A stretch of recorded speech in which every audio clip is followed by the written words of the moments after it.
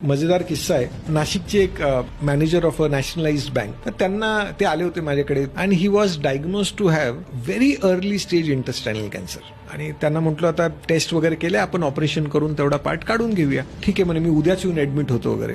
Operate केल्यानंतर 4 दिवसानंतर घरी गेले आणि फायनल रिपोर्ट पण आला की त्यांना T2N0 या स्टेजचा कॅन्सर होता. म्हणजे अगदी अर्ली स्टेजचा. त्यांना किमोथेरपीची गरज नाही, रेडिएशनची गरज नाही. त्यांना म्हटलं फक्त रेग्युलर फॉलोअपला या.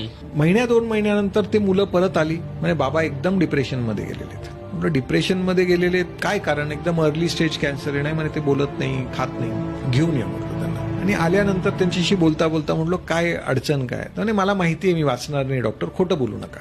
म्हटलं काका तुमचा कॅन्सर एवढ्या प्रायमरी स्टेजमध्ये, तुम्हाला पुढची काहीच ट्रीटमेंटची गरज नाहीये. असं का वाटतं तुम्हाला की तुम्ही वाचणार नाहीयेत? तुम्ही ते म्हणे मी वाचणार नाही, मला पूर्ण गॅरंटी आहे. म्हटलं तरी काहीतरी कारण असेल, मला असं सांगा. बरं तुम्ही सुशिक्षित आहात, सगळे रिपोर्ट तुमच्या समोर आहे. म्हणे माझ्या बायकोनी माझ्याशी भांडण सोडून दिलेलं आहे.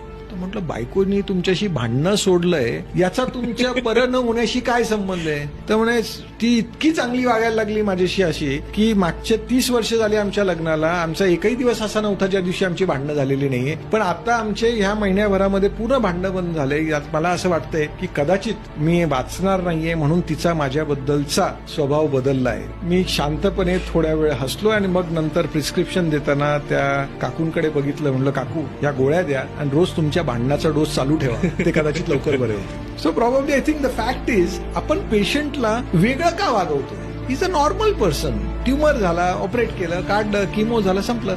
तर त्यांना तुम्ही वेगळेपणा ठेवा. He has to live a normal life. पेशंटला काय नको असतं? त्याला सिंपती नको आहे. हा खूप पाहिजे ना, हात धरा, डोळ्यात बघा आणि हा विश्वास द्या की ह्या लढ्यामध्ये आम्ही तुमच्या बरोबर आहोत. तेवढं द्या, सगळे पेशंट बाहेर पडतील.